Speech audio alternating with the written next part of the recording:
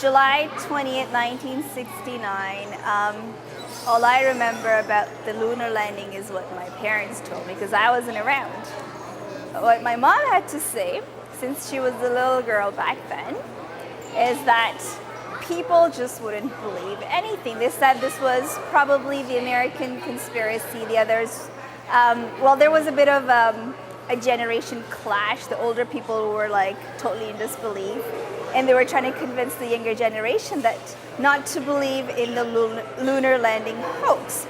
So if you thought the hoax was a new thing, no, it existed right when the Apollo 11 actually landed on the moon.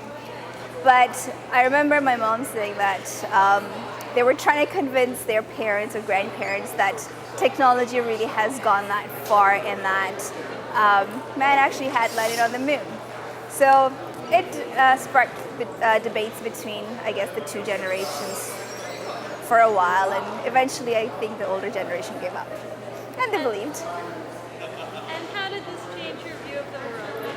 These stories, this discussion about whether it happened or not? Well, it didn't really change my mind. I feel like the same sort of two mentalities still exist. There's the believers, and then there are the disbelievers that still exist today. So I know even people from my generation that will argue against the lunar landing, no matter how much convincing evidence is out there. And then on the other extreme, there are people that will just not listen to any of the other side of the story. So I think the things haven't changed in the past 40 years. It's exactly the same.